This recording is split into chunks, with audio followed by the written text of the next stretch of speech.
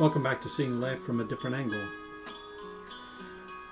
I want to thank those who have been active listeners to the podcast and those that it has come to aid in some way. I hope that it has been of some aid to you and some, if nothing else, at least some measure of enjoyment as we kind of talk about a variety of different topics, related to psychology, theology as well as philosophy. I will not deny that I certainly am not the scholar of philosophy that I long to be, and perhaps as time goes on I will increase in that knowledge, but I really do value the interaction between these three different pieces, and I think it's something that we don't really tend to think about a great deal. That's one of the reasons why I call the show Seeing Life from a Different Angle. It's because, we tend to focus so much on a particular angle. And it's much like the idea, you're walking into the woods and you keep to the path and you're on the path and you're focusing on the path, but you're failing to recognize that there are other paths in the woods. There are other things to see that you're missing and ignoring. Because let's be honest, I think for the most part, most people could probably say that they see maybe about 10 degrees of the circle of life. If we think of life as a 360-degree circle, we each see about 10 degrees. And just imagine how much we could increase how it is we perceive life and how it is we perceive things in our life if we would only increase that by 5 degrees. That's a 50% increase in it. And if we could increase it even more, just how sad it is that we see so little in our lives. We focus so little on what it is that's going on around us. And I think a lot of it has to do with the desperate desire on the part of our ego, the part of ourself, just to say, what do I need to do in order to get what it is I'm looking for? What do I need to do in order to protect myself from being disappointed or being frustrated or being unsatisfied or ungratified? And it's a very sad thing, too, because when you think about it, so much of our life, so much, is spent so focused on making sure that we're not disappointed. When we think about it, how sad is that?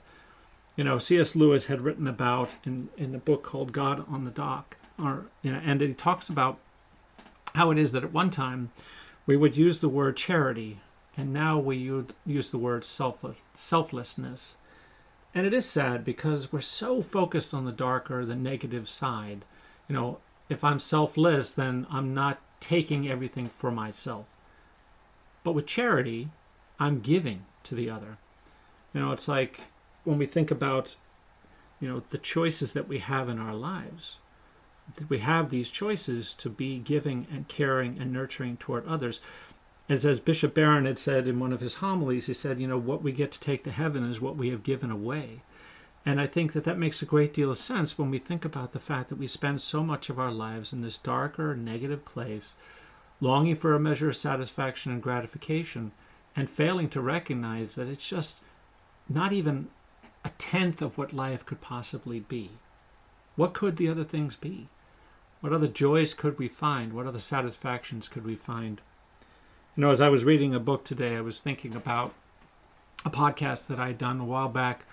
If you ever get a chance to listen to it or would like to listen to it, it's called The Purpose of Life, and it's under seeing life from a different angle. And Thomas Merton, who was a priest and died in 1968, he was a Trappist monk, I should say, and he had written a great deal, including the book The Seven-Story Mountain.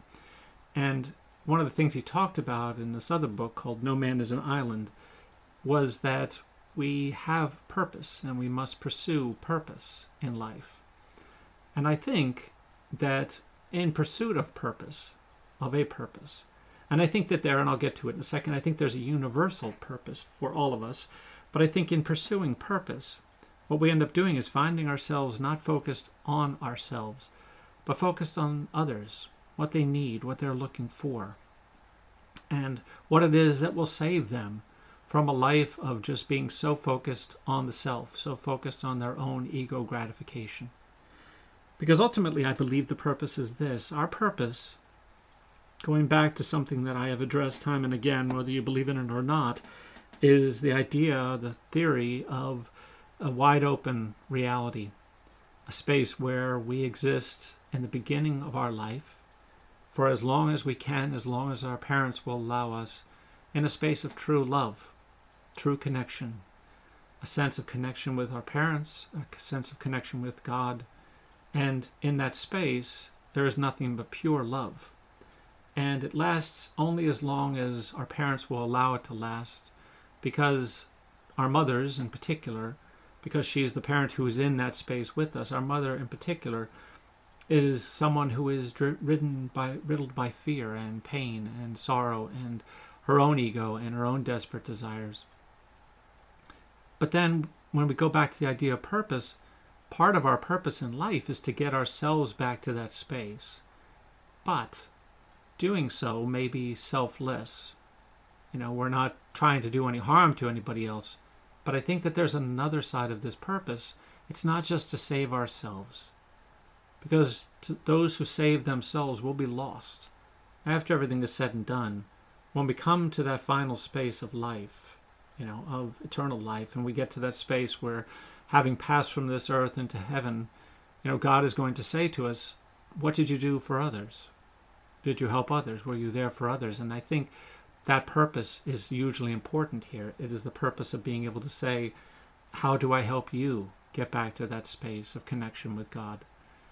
I think if we can all seek to do that, if we can all seek to help others get back to that space, just think about how much more joyous the world could be. We look at the world around us. Politics is everywhere. Whether you like Biden or you don't, whether you like Trump or you don't, it's divided. We're all divided. And you listen to news radio, you listen to, news stations, and they're all about getting you revved up, especially with a measure of fear. What if your side loses? What if your side doesn't win? What if your side doesn't get what it is it's looking for? Whether you're pro-abortion or pro-life, whatever the case might be, it's all about division. And when we think about it, is that really what any of us really long for? I mean, do we long to live in fear? Do we long to live in division? We get to that place, but this doesn't mean we long for that place. What we each long for and what we are striving for the rest of our lives is a regression back to that space of wide open reality where we can connect with other people, where we can have actual pleasure in life, the pleasure that comes from love, from being a part of a group, of a unity. As C.S. Lewis talked about, there's no greater gift than friends. And as Christ talked about, there's no greater gift that a man can give than to lay down his life for his friends. And it's all really about the giving of ourselves to the other. Because ultimately, here's the key. I was watching this show the other day, this old Survivor season 11. They're in Guatemala, and this girl has this choice. And she has a choice when she wins this car. Does she give up her car and give the other 4 people a car, or does she not? Now, the world would look at that circumstance, and as Jeff Probst appropriately pointed out, if you give the car to the others, you might get some goodwill, and you might win this game. And if you don't, then how are they going to look at you? And it's a very sad thing, because really, did for a moment it enter this woman's mind to think, what? It doesn't matter whether these people will vote for me. I'm not giving so I can get. I'm giving because it's for the other. And I think that's one of the things that the world teaches us is if you're going to give, you should get something in return. If I'm going to give, I should feel good about myself. But that's not the goal of giving.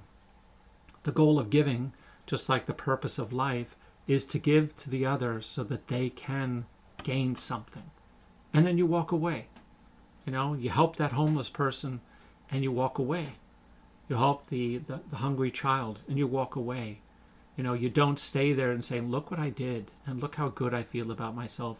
And what are you going to do for me now? I guess as long as we live in a space where we don't find that purpose and we don't chase that purpose, we'll always live in fear. We'll always be disappointed. We'll always be frustrated. And we'll always feel very much alone. And so the question is that what we really long for in life? Do we really want to be alone? Do we really want to take advantage of other people? Do we want to live in fear? Or do we want to live in love? Meeting the needs of others, caring for them, taking care of them. Be well.